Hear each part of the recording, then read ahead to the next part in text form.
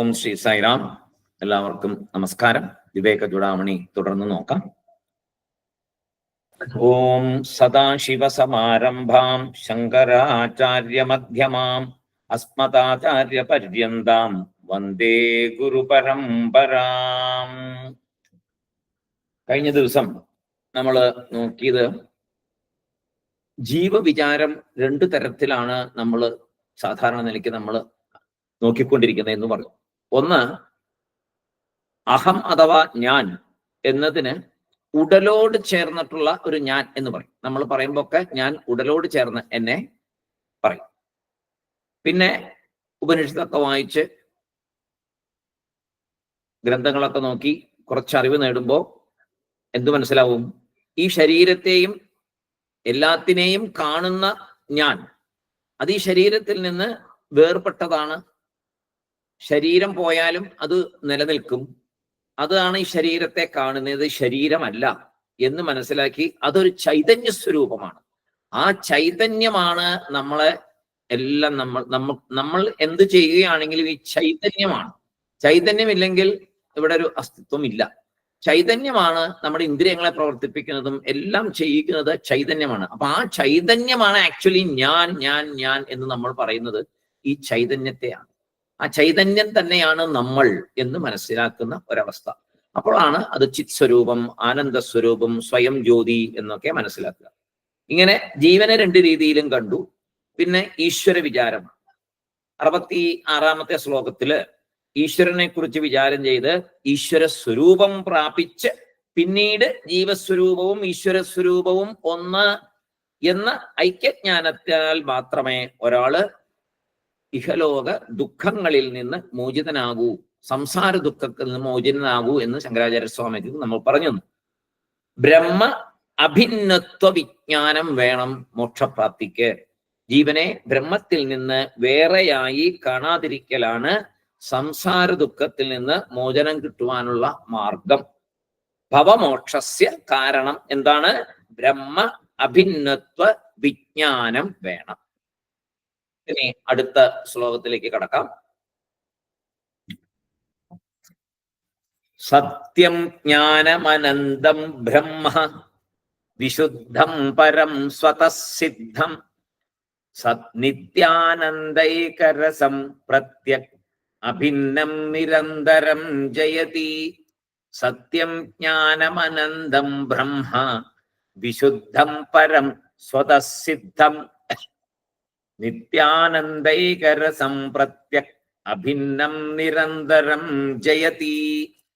എന്താണ് ഇവിടെ പറയുന്നത് നോക്കാം.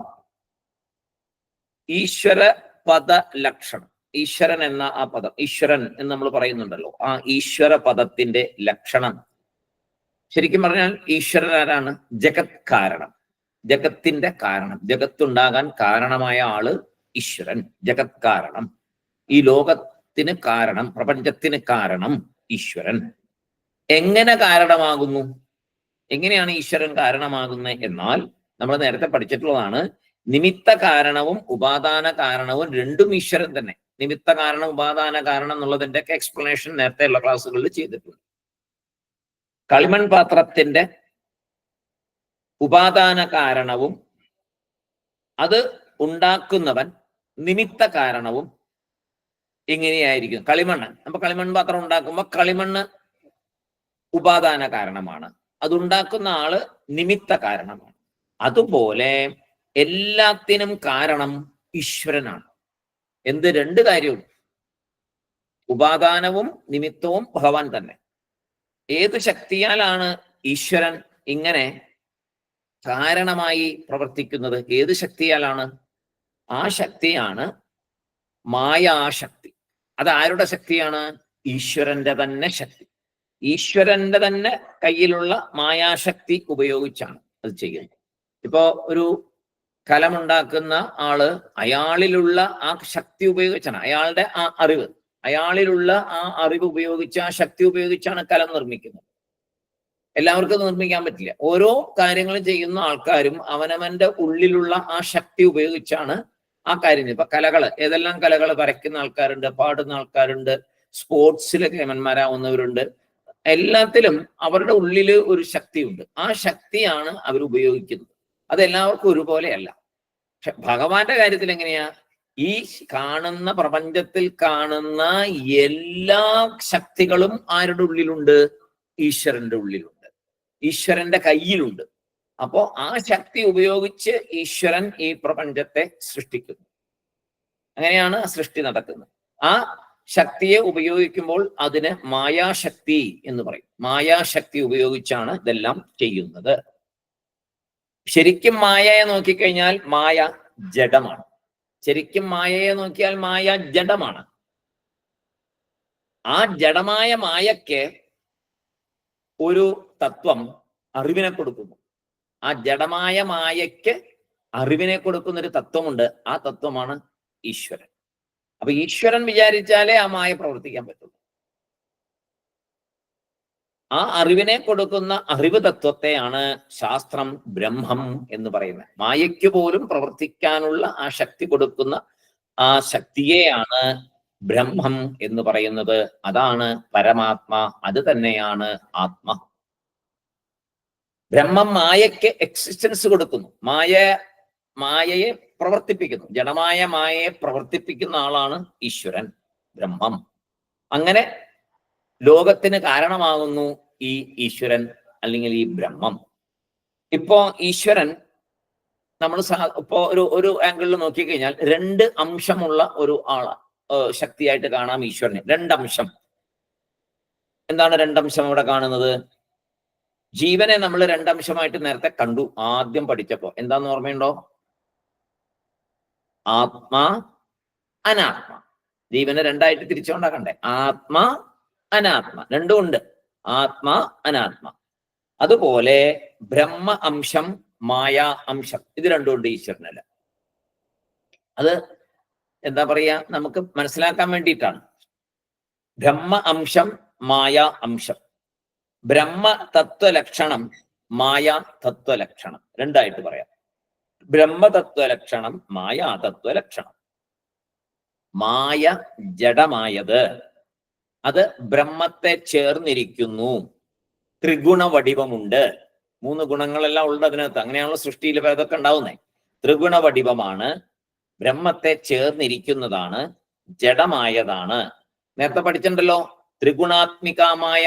ഗംഭീരമായിട്ട് അവിടെ ഒരു വിശദീകരണം നമ്മുടെ ആചാര്യസ്വാമികൾ തരികയുണ്ടായി. ത്രിഗുണാത്മികമായ, സ്വതന്ത്രമല്ല മായ, സ്വതന്ത്രമല്ല. സ്വതന്ത്രമായിട്ട് മായയ്ക്ക് ഒന്നും ചെയ്യാൻ പറ്റില്ല.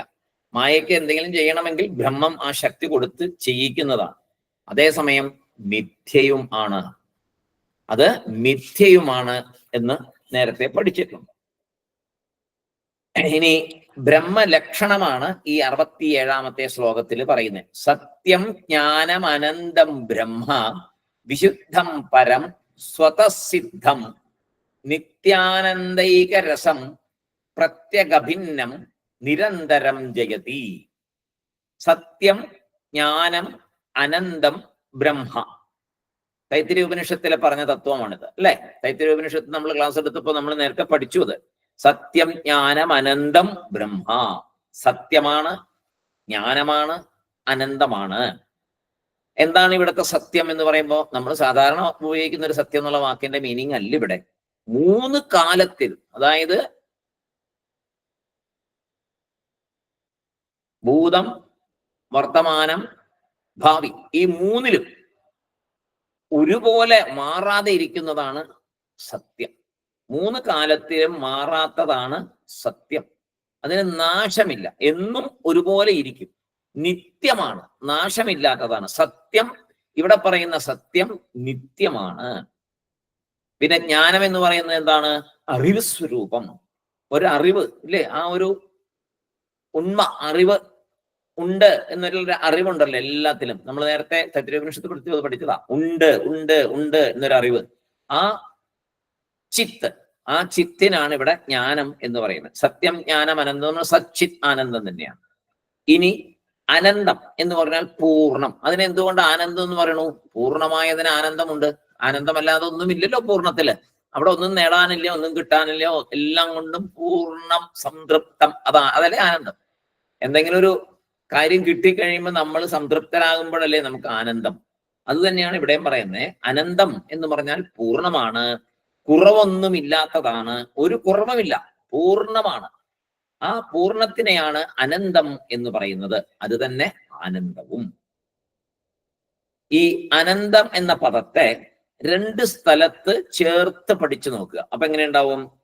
അനന്തം സത്യം, അനന്തം ജ്ഞാനം. അപ്പൊ അനന്തം സത്യം എന്ന് പറഞ്ഞാൽ എന്തായി? എന്നും ഉള്ള സത്യം, ഒരിക്കലും മാറാതെ എന്നും നിലനിൽക്കുന്ന സത്യം, അനന്തം സത്യം. ഇനി അനന്തം എന്നുള്ളതിനെ ജ്ഞാനത്തിനോട് ചേർക്കുമ്പോഴോ അനന്തം ജ്ഞാനം എന്നുള്ള, അതായത് എന്നും ഉള്ള അറിവ്. ഇപ്പണ്ട് പിന്നൊരിക്കലും ഇല്ലാന്നില്ല, എന്നും ഉള്ള ഒരു അറിവ്, അതാണ് അനന്തം ജ്ഞാനം. അപ്പൊ അങ്ങനെ ചേർത്ത് നമുക്ക് അർത്ഥം നോക്കാവുന്നതാണ്. ഈ ലോകത്തില് നമ്മൾ കാണുന്നതെല്ലാം, നമ്മൾ ഈ ലോകത്തില്, നമ്മൾ ഈ സംസാരത്തില് ജീവിക്കുമ്പോൾ, നമ്മൾ നമ്മുടെ കണ്ണ് തുറന്ന് നമ്മൾ ഇന്ദ്രിയങ്ങൾ കൊണ്ടെല്ലാം കാണുന്ന ഈ ലോകത്തില് ഒരു പ്രത്യേക കാലം വരെയേ ഓരോന്നിനും നിലനിൽപ്പുള്ളൂ.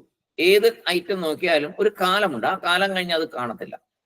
ചിലതിന് ചെറിയ പീരീഡ് ആയിരിക്കും, ചിലതിന് മണിക്കൂറുകൾ മാത്രമേ കാണുള്ളൂ, ചിലതിന് നിമിഷങ്ങൾ മാത്രമേ കാണുള്ളൂ, ചിലത് വർഷങ്ങളോളം കാണും. നമ്മുടെ ഒരു ആയുസ്സിൽ നോക്കുമ്പോൾ അത് നശിക്കുന്നില്ല, പക്ഷെ അത് പിന്നീട് എത്രയോ മുന്നോട്ട് പോകുമ്പോൾ അതും നശിക്കും. ഇങ്ങനെ പ്രപഞ്ചത്തിൽ കാണുന്നതെല്ലാം നാശത്തിന് വിധേയമാണ്. അതായത് അതില്ലാതെ ഉണ്ടാകുന്ന ഒരു അവസ്ഥ ഉണ്ടാകും, അവ നശിക്കും. പക്ഷേ ഇതിന്റെ എല്ലാം കാരണമായ ആ ബ്രഹ്മം, എവിടെ നിന്നാണോ ഇതെല്ലാം ഉണ്ടാകുന്നത്, ഏതിലേക്കാണോ ഇതെല്ലാം പോയി ചേരുന്നത്, ആ ബ്രഹ്മത്തിന് ഒരു മാറ്റവുമില്ല. അന്നും ഇന്നും എന്നും ഒരുപോലെ തന്നെ ആയിരിക്കും ആ ശക്തി. ആ ശക്തിക്ക് ഒരു മാറ്റവുമില്ല. അത് സച്ചിത് ആനന്ദം തന്നെയാണ്. അത് സച്ചിത് ആനന്ദം തന്നെയാണ്. ആത്മാവിന്റെ ലക്ഷണം പറയുകയാണെങ്കിൽ സച്ചിത് ആനന്ദം എന്നാണ് ആത്മാവിന്റെ ലക്ഷണം പറയാം. സച്ചിത് ആനന്ദം. ആത്മാവും ജീവനും ഒന്ന് എന്ന് ശാസ്ത്രം നമുക്ക് പറഞ്ഞു തരുന്നുണ്ട്, അല്ലെ? ശാസ്ത്രത്തിൽ കൂടി മാത്രമേ അത് മനസ്സിലാക്കാൻ പറ്റുള്ളൂ. വെറുതെ നമുക്ക് ഒരു രീതിയിൽ അത് മനസ്സിലാക്കാൻ പറ്റില്ല. ഇത് പറഞ്ഞു തരുന്ന ആള് ശാസ്ത്രമാണ്. ശാസ്ത്രത്തിനെ ആശ്രയിച്ചാണ് നമ്മൾ ഇതെല്ലാം പഠിക്കുന്നത്. വേദത്തിനെ ആശ്രയിച്ചാണ്, ശ്രുതി എന്ന് പറഞ്ഞാൽ വേദം, ശ്രുതിയെ ആശ്രയിച്ചാണ് ഇതെല്ലാം നമ്മൾ പഠിക്കുന്നത്. അപ്പൊ ആത്മാവും ജീവനും എന്ന് ശാസ്ത്രം പറയുമ്പോ ഒരു ഐക്യം അവിടെ പറയുന്നു, അല്ലെ? രണ്ടും ഒന്ന് തന്നെ എന്ന് പറയുമ്പോൾ ഒരു ഐക്യം പറയുന്നുണ്ടല്ലോ. ഇനി നമ്മൾ പറയാൻ പോകുന്നത് ബ്രഹ്മലക്ഷണം ഒന്ന് നോക്കുകയാണ്. ബ്രഹ്മലക്ഷണം. സത്യം, ജ്ഞാനം, അനന്തം, ബ്രഹ്മ. നമ്മൾ ധാരാളം കേട്ടിട്ടുള്ളതാണ്. സത്യം, ജ്ഞാനം, അനന്തം, ബ്രഹ്മ. ബ്രഹ്മം സത്യമായും ജ്ഞാനമായും അനന്തമായും ഇരിക്കുന്നു. ബ്രഹ്മം സത്യമായും ജ്ഞാനമായും അനന്തമായും ഇരിക്കുന്നു. പിന്നെന്താ അവിടെ പറയുന്നത്? വിശുദ്ധം പരം സ്വതസിദ്ധം. വിശുദ്ധം, വിശുദ്ധം എന്ന് പറഞ്ഞാൽ അഴുക്കില്ലാത്തത്, ഒരു തരത്തിലുള്ള അഴുക്കുമില്ലാത്തതാണ് വിശുദ്ധം. യാതൊരു തരത്തിലുള്ള അശുദ്ധവും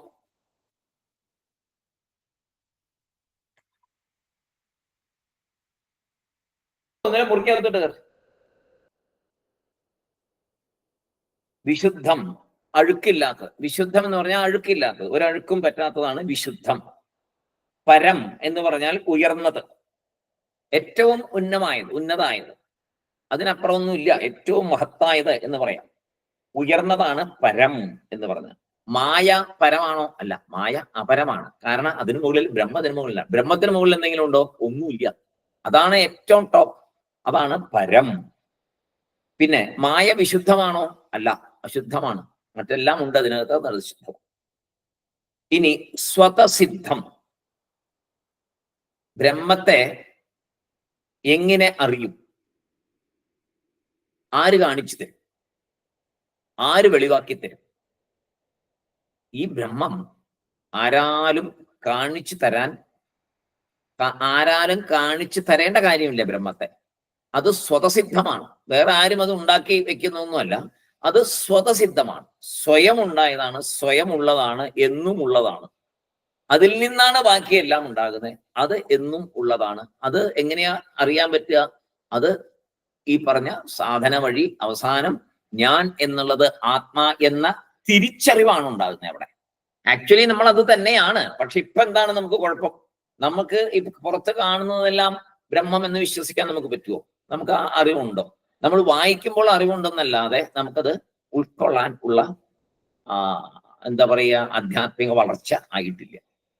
പിന്നെ അങ്ങനെ ഇരിക്കലേ നമ്മൾ സ്വയം ആത്മസ്വരൂപമാണ്, ഈശ്വരനാണ്, ഈശ്വര ബ്രഹ്മ ഐക്യത്തില് ആത്മാ ബ്രഹ്മ ഐക്യത്തിൽ പെട്ടതാണ്, ഞാനും ഈശ്വരനാണ്, ഞാനും ബ്രഹ്മമാണ് എന്ന് നമുക്ക് വാക്കാല പറയാന്നല്ലാതെ നല്ല സാധന ചെയ്ത് വൈരാഗ്യം വന്ന്, വിവേകം വന്ന്, വൈരാഗ്യം വന്ന് ഈ ശരീരമല്ല ഞാനെന്ന് ഓരോ കോശങ്ങളെ, ഇതിനാണ് കോശത്തെ പഠിപ്പിച്ചത്, പഞ്ചകോശങ്ങളെയും കടന്ന് മുന്നോട്ട് പോയി അങ്ങനെ വന്നപ്പോഴാണ് നമ്മൾ എന്ത് പറഞ്ഞേ, ഈ ഐക്യത്തെ നമുക്ക് കാണാൻ പറ്റുന്നത്. അല്ലെങ്കിൽ ഈ ഐക്യം കാണാൻ പറ്റില്ല. അപ്പോ ആ കോശങ്ങളെയെല്ലാം കടന്ന്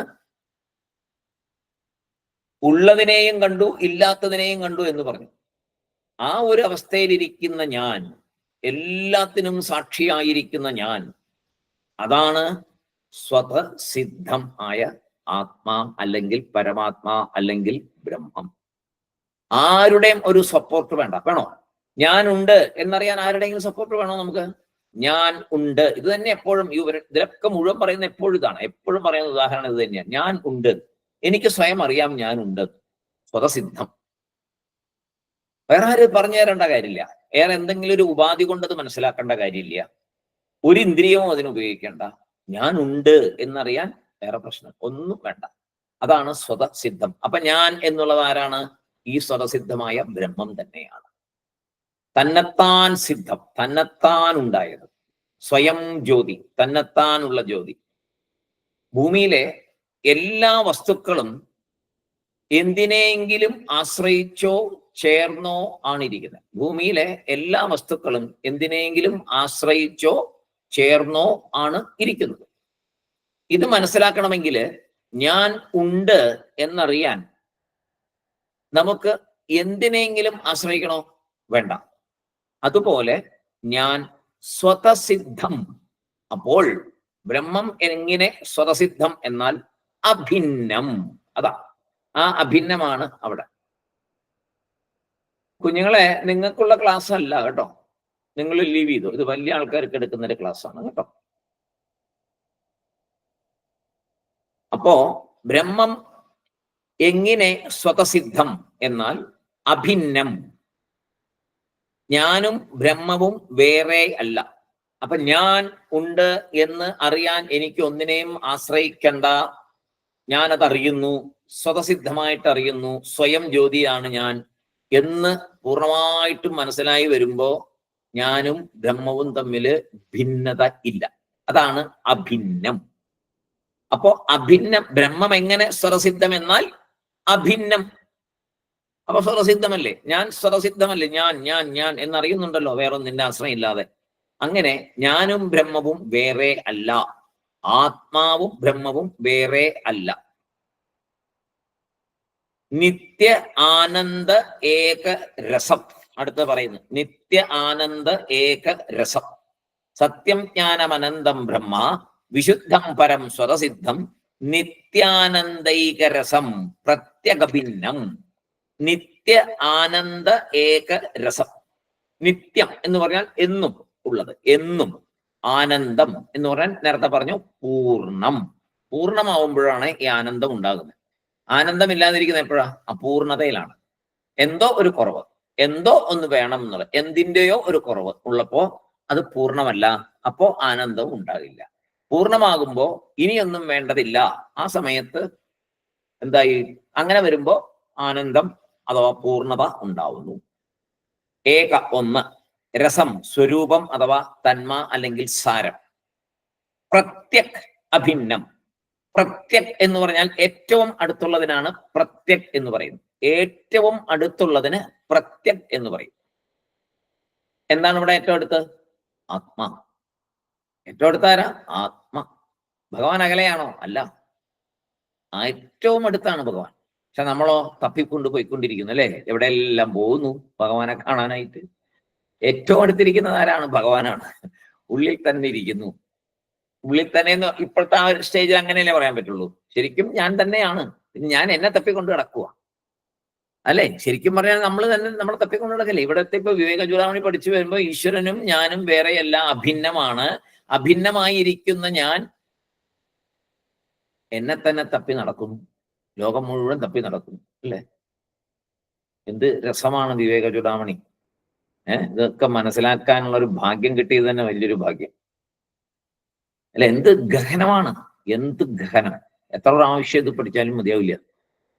ഞാൻ എന്നെ തപ്പി നടക്കുക പുറത്തെ. അമ്പലങ്ങളിൽ പോകുന്നു, മലകളിൽ പോകുന്നു, ഗംഗയിൽ പോകുന്നു, ഹിമാലയത്തിൽ പോകുന്നു, എല്ലായിടത്തും പോകുന്നു. ആരെ കാണാനാ? എന്നെ തന്നെ കാണാനാ. പ്രത്യക് അഭിന്നം, ആ വാക്ക് ഭയങ്കരമാണ്. പ്രത്യക് അഭിന്നം, ഏറ്റവും അടുത്തുള്ള ആത്മാ. അഭിന്നം, ഭിന്നമല്ലാത്തത്. ആത്മാവിൽ നിന്ന് ഭിന്നമല്ലാത്തത്. ഇവിടെ തന്നെ ആചാര്യൻ ആ ഐക്യം, ഈ ജീവബ്രഹ്മ ഐക്യത്തെ ഇവിടെ തന്നെ ഏറ്റവും അകല് കൊണ്ടുവന്നു കഴിഞ്ഞു. ജീവബ്രഹ്മ ഐക്യത്തിനെ പ്രത്യകഭിന്നം എന്ന് പറയുന്നിടത്ത് തന്നെ ആ ഏറ്റവും പ്രധാനപ്പെട്ട ശ്ലോകം തന്നെയാണ് അത്. വളരെ ഇമ്പോർട്ടന്റ് ആയിട്ടുള്ള ശ്ലോകം. ബൈഹാർട്ട് പഠിച്ചിരിക്കേണ്ടതാ ഈ ശ്ലോകം.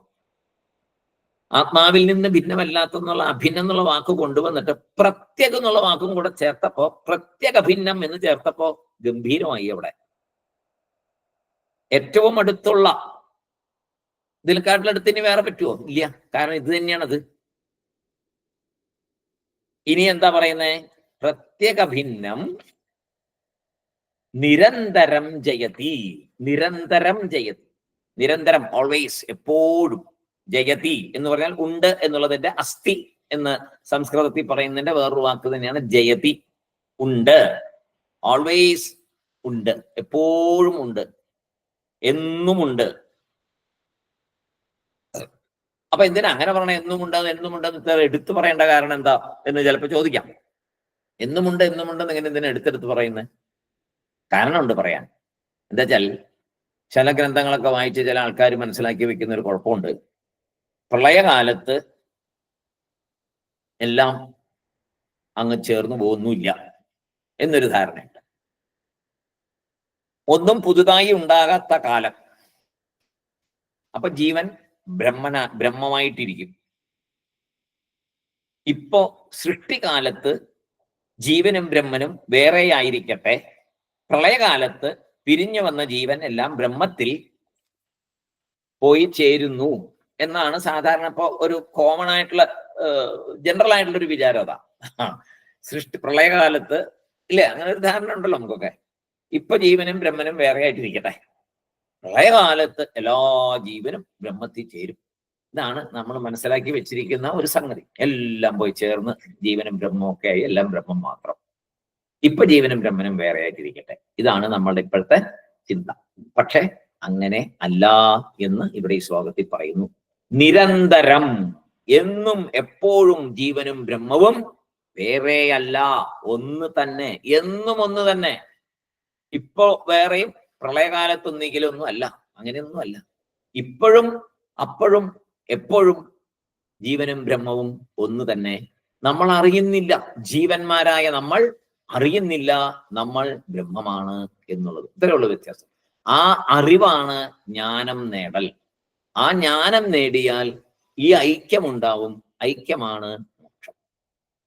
അപ്പൊ ഐക്യത്തിന് തടസ്സമായിരിക്കുന്ന എന്താണ്? ധാരാളം കാര്യങ്ങളെ പറഞ്ഞു, പഞ്ചകോശങ്ങളെ പറഞ്ഞു. ഐക്യത്തിന് തടസ്സമായിരിക്കുന്ന കാരണശരീരം, സൂക്ഷ്മ ശരീരം, സ്ഥൂല ശരീരം, ഇതൊക്കെ കാരണമാണെന്ന് പറഞ്ഞു ഈ ഐക്യം മനസ്സിലാകാതിരിക്കുന്നതിന്. ഒരുപാട് കാരണങ്ങളെ പറഞ്ഞു. അനാത്മാവിനെ ആത്മാവെന്ന് വിചാരിച്ച് തെറ്റായി നടക്കുന്നത് കൊണ്ട് മനസ്സിലാകുന്നില്ല. അനാത്മാക്കളൊക്കെ ആത്മാവെന്ന് വിചാരിച്ചിരിക്കുക, അങ്ങനെ ഒരർത്ഥം. ഇങ്ങനെ എല്ലാ കാരണങ്ങളെ കൊണ്ടും നമ്മൾ എന്തറിയുന്നില്ല? യഥാർത്ഥ ഉണ്മ, ഞാൻ, ആത്മാവും ബ്രഹ്മവും ഭിന്നമല്ല എന്ന കാര്യം അറിയുന്നില്ല. എപ്പോഴൊരിക്കൽ ആ അറിവുണ്ടാവുന്നു, ആ അറിവുണ്ടാവുമ്പോ എന്തുണ്ടാവും? ബാക്കിയെല്ലാം അനാത്മാവിൽപ്പെടും, എല്ലാം മിഥ്യയായിട്ട് മാറും. ഒന്നേ ഉള്ളൂ ഇവിടെ, ഒരേ ഒരു ശക്തി മാത്രം, ഞാൻ ആ ശക്തി തന്നെ എന്നതിലേക്ക് ഉയർന്ന് എത്തും. അപ്പൊ എപ്പോഴും ബ്രഹ്മനും ജീവനും വേറെയല്ല, ഒരിക്കലും ഇത് രണ്ടും വേറെ വേറെ അല്ല. ബ്രഹ്മത്തിന്റെ നിർഗുണാവസ്ഥയിൽ, അല്ലേ, നിർഗുണാവസ്ഥ, ബ്രഹ്മം ആ സമയത്ത് നിർഗുണപരബ്രഹ്മം എന്ന് പറയില്ലേ നമ്മള്, നിർഗുണപരബ്രഹ്മം, ഗുണമൊന്നും ഇവിടെ ഉപയോഗിച്ചിട്ടില്ല, മായാഗുണങ്ങളൊന്നും ഉപയോഗിച്ചിട്ടില്ല, നിർഗുണപരബ്രഹ്മമായിരിക്കുന്ന അവസ്ഥ. ആ അവസ്ഥയിൽ ബ്രഹ്മം മായ എന്ന ശക്തിയെ, സ്വന്തം അവനവന്റെ തന്നെ എട്ടുകാലി അവനവന്റെ ഉള്ളിൽ നിന്ന് ഉള്ള ആ പശയെടുത്ത് തന്നെത്താൻ വലയുണ്ടാക്കുന്ന പോലെ ഈശ്വരൻ, അവന്റെ ഈശ്വരൻ അദ്ദേഹത്തിന്റെ ഉള്ളിലുള്ള സ്വയം അവനവൻ അദ്ദേഹത്തിന്റെ തന്നെ കയ്യിലുള്ള മായ എന്ന ശക്തിയെ ഉപയോഗിച്ച് സൃഷ്ടി ചെയ്യുന്നു. അപ്പോൾ സഗുണസ്വരൂപം ലോകമായി മാറും, സഗുണസ്വരൂപം വരും. അപ്പോഴാണ് സഗുണം ഉണ്ടാകുന്നത്. സഗുണസ്വരൂപം, നിർഗുണത്തിൽ നിന്ന് മായ ഉപയോഗിച്ച് കഴിയുമ്പോൾ സഗുണം ഇവിടെ ഉണ്ടാകുന്നു. നമ്മൾ ഈ സഗുണത്തിന്റെ പുറകെ പോകുമ്പോൾ നമുക്ക് നിർഗുണമായ ബ്രഹ്മത്തെ മനസ്സിലാക്കാൻ പറ്റുന്നില്ല. സഗുണം എന്ന് പറയുമ്പോൾ എന്തായി? രൂപങ്ങളും നാമരൂപങ്ങളെല്ലാം കൂടെ വന്നു സഗുണത്തില്. നാമരൂപങ്ങളെല്ലാം കൂടെ വന്നപ്പോ നമ്മൾ ആകെ കൺഫ്യൂഷനിലാവും. അപ്പൊ നമുക്ക് ഈ സംസാര സാഗരത്തിൽ നിന്ന് കയറാൻ പറ്റത്തില്ല. സംസാര സാഗരത്തിലെ ഈ സങ്കടങ്ങളുടെ എല്ലാം നടുവിൽ നമ്മൾ പെട്ടുപോകും, നമുക്ക് മുന്നോട്ട് പോകാൻ പറ്റില്ല. അപ്പോഴാണ് ആചാര്യസ്വാമികള് തത്വബോധം എന്നുള്ള പുസ്തകം, അതേമാതിരി ഗ്രന്ഥം, ഇപ്പൊ വിവേക ചൂടാമണി, അതേമാതിരി എല്ലാ ഉപനിഷത്തുക്കളുടെയും ഭാഷ്യമൊക്കെ എഴുതി നല്ല രീതിയിൽ ഇതൊക്കെ നമുക്ക് തന്നിരിക്കുന്നു. എന്താ വെച്ചാൽ എപ്പോഴെങ്കിലും, പണ്ട് പറഞ്ഞ പോലെ, എപ്പോഴെങ്കിലും ആർക്കെങ്കിലും അവനവന്റെ യാഥാർത്ഥ്യം മനസ്സിലാക്കണം എന്ന തോന്നലുണ്ടായാൽ അതിന്, അന്ന് പണ്ട് ക്ലാസ്സിൽ പറഞ്ഞ ഓർമ്മയുണ്ടോ, അതിന് കർമ്മങ്ങളൊന്നും സഹായിക്കില്ല, ജ്ഞാനം തന്നെ നേടണം. ഒരു ഗണപതി ഹോമം ചെയ്തിട്ട് മോക്ഷം കിട്ടില്ല, ഒരു യജ്ഞം ചെയ്തിട്ട് മോക്ഷം കിട്ടില്ല, ഒരു കർമ്മത്തിലൂടെയും ഈ ഐക്യം സമ്പാദിക്കാൻ പറ്റില്ല. അതിന് അറിവാണ് വേണ്ടത്, ജ്ഞാനമാണ് വേണ്ടത്. അതുകൊണ്ട് കർമ്മത്തെ ഉപേക്ഷിക്കണം എന്നുള്ളതല്ല, കർമ്മം ചെയ്ത് ഈശ്വരാർപ്പണമായി കർമ്മം ചെയ്ത്, ഏത് കർമ്മവും ഈശ്വരാർപ്പണമായി ചെയ്ത് വിവേകം ഉണ്ടായി, വിവേകത്തിലൂടെ വൈരാഗ്യം ഉണ്ടായി, വൈരാഗ്യത്തിലൂടെ അടുത്ത ഉയർന്ന പദത്തിലേക്ക് എത്തി. അതായത് ആദ്യം വേണ്ടത് മനഃശുദ്ധി, കർമ്മത്തിൽ കൂടെ കിട്ടുള്ളൂ. പിന്നെ ഏകാഗ്രത, അതും കർമ്മം ചെയ്ത് ഏകാഗ്രത ലഭിക്കും. പിന്നെ വിശാലത, ആ വിശാലത വന്നു കഴിയുമ്പോഴാണ് ഐക്യമുണ്ടാകുക. ഇത് മൂന്നും കൂടെ ചേർന്ന് ആദ്യത്തെ സ്റ്റെപ്പുകളിൽ കൂടെ വിശാലതയ്ക്ക് വരുള്ളൂ. ആദ്യമേ മനവിശാലതയിലേക്ക് വരാൻ പറ്റില്ല. അതുകൊണ്ടാണ് കർമ്മകാണ്ഡം വേണ്ട എന്നല്ല പറയുന്നത്, കർമ്മകാണ്ഡം ചെയ്യുന്നത് മുഴുവൻ ഈശ്വരാർപ്പണമായിട്ട് ചെയ്യണം. അപ്പൊ ഭഗവത്ഗീതയിലെ കർമ്മത്തെ ഉപേക്ഷിക്കാനായിട്ട് പറഞ്ഞു എന്നൊക്കെ പറഞ്ഞ ആൾക്കാർ പറയും അതൊന്നും ആവശ്യമില്ലെന്ന്. പക്ഷെ അങ്ങനെയല്ല, അവിടെ പറഞ്ഞതിന്റെ സാരം മനസ്സിലാക്കണം. അവിടെ കർമ്മം ചെയ്ത്, സാധാരണ കർമ്മങ്ങൾ നമ്മൾ എന്തിനാ ചെയ്യുന്നത്? ലൗകിക നേട്ടങ്ങൾക്ക് അല്ലെ? എന്ത് കർമ്മം ചെയ്യുമ്പോഴും ലൗകിക നേട്ടത്തിനാണ് ചെയ്യുന്നത്. അപ്പൊ ഒന്നിലെ പാപം ഉണ്ടാവും, അല്ലെങ്കിൽ പുണ്യം ഉണ്ടാവും. എന്നാൽ സൽക്കർമ്മങ്ങൾ മാത്രം ചെയ്യുമ്പോൾ, എല്ലാ കർമ്മങ്ങളും ചെയ്യുമ്പോൾ പുണ്യം ഉണ്ടാവും. പുണ്യം ഉണ്ടാകുമ്പോൾ എന്തുണ്ടാവും? നമ്മൾ അങ്ങനെ ആഗ്രഹിച്ചു തന്നെയാണ് ചെയ്യുന്നത്. എല്ലാം വേണം എന്ന് പറഞ്ഞ് ആഗ്രഹിച്ചുകൊണ്ടാ ചെയ്യുന്നത്. സുഖം വേണം എന്ന് ആഗ്രഹിച്ചുകൊണ്ട് ചെയ്യുമ്പോൾ നമ്മൾ ആഗ്രഹിക്കുന്ന സുഖം എന്താണ്? അവിടെ നമ്മൾ സുഖം വേണം എന്ന് പറയുന്നു. നമ്മൾ ആഗ്രഹിക്കുന്ന സുഖം എന്താണ്? ഈ നിത്യാനന്ദമാണോ നമ്മൾ ആഗ്രഹിക്കുന്നത്? ഏതെങ്കിലും നാമം ജപിക്കുമ്പോ, ഏതെങ്കിലും അമ്പലത്തിൽ പോകുമ്പോ, ഏതെങ്കിലും ഭഗവാനെ തൊഴുമ്പോ, എന്തെങ്കിലും വഴിപാട് ചെയ്യുമ്പോ, എന്തെങ്കിലും തുലാഭാരം ചെയ്യുമ്പോ, ശയനപ്രദർശനം ചെയ്യുമ്പോ, ഇങ്ങനെ എന്ത് കാര്യങ്ങൾ ചെയ്യുകയാണെങ്കിലും ഈശ്വരന്റെ മുമ്പിൽ പോയി ചെയ്യുമ്പോഴും നമ്മൾ ആഗ്രഹിക്കുന്നത് സാധാരണ നിലയ്ക്ക് ഒരു സുഖം വേണമെന്നാണ് ആഗ്രഹിക്കുന്നത്. ആ സുഖം ലൗകികമാണ്, ഏതെങ്കിലും വസ്തുവിനെ ആശ്രയിച്ചാണ്, എന്തിനെങ്കിലും ആശ്രയിച്ചാണ് ആ സുഖം നമ്മൾ ചോദിക്കുന്നത് ഭഗവാനോട്. അല്ലാതെ ഒന്നിനെയും ആശ്രയിക്കാത്ത ഞാൻ എന്ന് സ്വയം അറിയുന്ന പോലെ, ആ ഞാൻ ആനന്ദസ്വരൂപമാണ് എന്ന് എനിക്കറിയണം എന്ന് വിചാരിച്ചിട്ട് വഴിപാട് ആരും ചെയ്തതായിട്ട് നമ്മൾ കണ്ടിട്ടില്ല. ഞാൻ ആനന്ദസ്വരൂപമാണ്, അതിനാണ് ഞാൻ ഈ ശയന പ്രദർശനം ചെയ്യുന്നത് എന്ന് അങ്ങനെ കേട്ടിട്ടില്ല. ഇനി ഉണ്ടാവും അറിയാൻ മേല. ഏതായാലും ആ ഒരു അറിവാണ് വേണ്ടത്. അതാണ് നിത്യമായ സുഖം തരുന്നത്. അതാണ്. ബാക്കി ഏത് വസ്തുവിൽ കൂടി കിട്ടുന്ന സുഖവും നിത്യമല്ല. അത് കുറച്ച് കഴിയുമ്പോൾ അത് മാറും. നമുക്ക് അനുഭവം ഉണ്ടല്ലോ. നമ്മൾ കൊച്ചിലെ തൊട്ട് ഇന്ന് നമ്മളിപ്പോ ഈ പ്രായമായവരെ നമ്മുടെ അനുഭവത്തിലുണ്ട്. എവിടെയെങ്കിലും ഒരു പൂർണ്ണ തൃപ്തി കിട്ടിയിട്ടുണ്ടോ നമുക്ക്? എന്തെങ്കിലും വേണമെന്ന് വിചാരിക്കും, അത് കിട്ടും. കുറച്ച് നാളുണ്ടാവും, പിന്നെ അടുത്ത് വേണം തോന്നും, അടുത്തേറ്റ് പറയപ്പോൾ ഇങ്ങനെ. ഇപ്പോഴും അത് തന്നെ. പൂർണ്ണ സംതൃപ്തരാണോ? അല്ല, ആകണം. അതിനാഗ്രഹമുണ്ട്. അതിനുള്ള വഴികളാണ് ഇപ്പോ വിവേക ചൂടാമണി വഴിയും തത്വബോധം വഴിയൊക്കെ ശങ്കരാചാര്യ സ്വാമികള് പറഞ്ഞു തരുന്നത്. എങ്ങനെ സച്ചിത് ആനന്ദമാകാം, എങ്ങനെ നാം എന്ന ഈ ജീവനും അത് ആത്മാ എന്ന തിരിച്ചറിവും ആത്മാ പരമാത്മാ ഐക്യവും എങ്ങനെ ഉണ്ടാകും എന്ന് പറഞ്ഞു തരുന്നു. അപ്പൊ നമ്മളും ഈശ്വരനാണ് എന്ന് ഭഗവാൻ പറയുന്നത്, ഞാൻ ഈശ്വരനാണ് എനിക്കറിയാം, നിങ്ങൾ ഈശ്വരനാണെന്ന് നിങ്ങൾക്കറിയില്ല. ഇത് തന്നെയാണ് രമണ മഹർഷി ഞാൻ ആര് എന്ന് ചിന്തിക്കൂ, ഞാൻ ആര് എന്നറിയാൻ വേണ്ടി പ്രയത്നിക്കൂ, അതറിഞ്ഞാൽ നിങ്ങളുടെ സകല വിധത്തിലുള്ള വിഷമങ്ങളും മാറും എന്ന് എത്രയോ പേരോട് ഉപദേശിച്ചിട്ടുണ്ട്. എത്രയോ അവിടെ ചെന്ന് ഭഗവാന്റെ രമണ മഹർഷിയുടെ അടുത്ത് ചെന്നിട്ട് പല എനിക്ക് ആ പ്രശ്നമുണ്ട്, ഈ പ്രശ്നം എല്ലാം പറയുമ്പോൾ ചുമ്മാ കേട്ടിരുന്നിട്ട് പറയും, അവസാനം പറയും എല്ലാ പ്രശ്നങ്ങൾക്കും ഒരു മറുപടി ഉണ്ട്, ഞാൻ ആരെന്ന് തിരിച്ചറിയുക. ശരിയല്ലേ? ഞാൻ ആരെന്ന് തിരിച്ചറിഞ്ഞാൽ എന്തുണ്ടാവും? സ്വയം ആരാണെന്ന് തിരിച്ചറിഞ്ഞാൽ സച്ചിത് ആനന്ദം ആകും. അപ്പൊ പിന്നീട് ആനന്ദം മാത്രമേ അറിവ്, സത്തായത് ഉണ്ട് എന്നുള്ള അറിവ്, ആനന്ദ സ്വരൂപമായി ഞാൻ ഇതാ ഉണ്ട് എന്ന അറിവ് അതുണ്ടാവും. ഓ, ആ ഒരു അറിവ് നമുക്ക് എല്ലാവർക്കും ലഭിക്കാൻ ഭഗവാൻ അനുഗ്രഹിക്കട്ടെ. നമ്മൾ സ്വയം തിരിച്ച് അറിഞ്ഞ് മുന്നോട്ട് വരട്ടെ. അവനവന്റെ ശക്തിയെ തിരിച്ചറിയട്ടെ. ഈ പുറത്തേക്കുള്ള ഓടല് ഒന്ന് കുറയാനുള്ളൊരു മനസ്സുണ്ടാവട്ടെ. തപ്പി പോകുന്ന ഈശ്വരനെ തപ്പിയുള്ള അലച്ചിലും നിൽക്കട്ടെ. ഇവിടെ പറഞ്ഞിട്ടുണ്ട് അഭിന്നം, പ്രത്യേകം പറഞ്ഞിരിക്കുന്നു പ്രത്യക് അഭിന്നം. ഈ വാക്ക് പ്രത്യേകം ഓർക്കുക. പ്രത്യക് അഭിന്നം, ഏറ്റവും അടുത്ത് തന്നെ. പ്രത്യക് അഭിന്നം, ഏറ്റവും അടുത്ത്, ഉള്ളിൽ ഭിന്നതയില്ലാതെ ഇരിക്കുന്നു. ഈശ്വരനും ഞാനും ഒന്ന് തന്നെ, അഭിന്നമാണ്. പ്രത്യക്, അത് ഓർമ്മ വന്നാൽ പിന്നെ എങ്ങും കൂടി പോകത്തില്ല. പിന്നെ പോകാം, എന്തിനു വേണ്ടിയിട്ട്? മനഃശുദ്ധി ഉണ്ടാകാൻ വേണ്ടി പോകാം, കർമ്മശുദ്ധി ഉണ്ടാകാനായിട്ട് പോകാം, മനവിശാലത ഉണ്ടാകാനായിട്ട് പോകാം. അതൊക്കെ ആയിരിക്കണം പിന്നത്തെ ലക്ഷ്യം. എല്ലാത്തിലും എന്തായിരിക്കണം അൾട്ടിമേറ്റ് ലക്ഷ്യം? ഈ അഭിന്നത്വത്തെ മനസ്സിലാക്കാൻ വേണ്ടിയിട്ടായിരിക്കണം.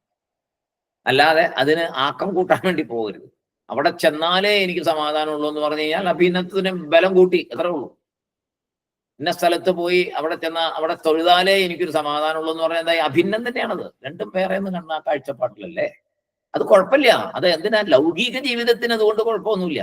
പ്രാർത്ഥിക്കാം, ഈശ്വരൻ ആവശ്യമുള്ളത് തരും, എല്ലാം ചെയ്യും. പക്ഷേ അന്തിമ ലക്ഷ്യമായ ഈശ്വര സാക്ഷാത്കാരം എന്ന അന്തിമ ലക്ഷ്യം, ആത്മസാക്ഷാത്കാരം, രണ്ടും ഒന്ന് തന്നെയാണ്. ആത്മസാക്ഷാത്കാരത്തിന്റെ ലക്ഷ്യത്തിലേക്ക് അത് എത്തിക്കില്ല. അതിന് ഈ പ്രത്യക് അഭിന്നം എന്നുള്ളത് മനസ്സിലാക്കണം. അപ്പോ എല്ലാവർക്കും സായിറാം. അടുത്ത ദിവസം നമുക്ക് 68ാമത്തെ ശ്ലോകമായിട്ട് നമുക്ക് അടുത്ത ദിവസത്തെ ക്ലാസ്സിലേക്ക് പോകാം. തൽക്കാലം നമുക്ക് ഇന്നിവിടെ ഉപസംഹരിക്കാം.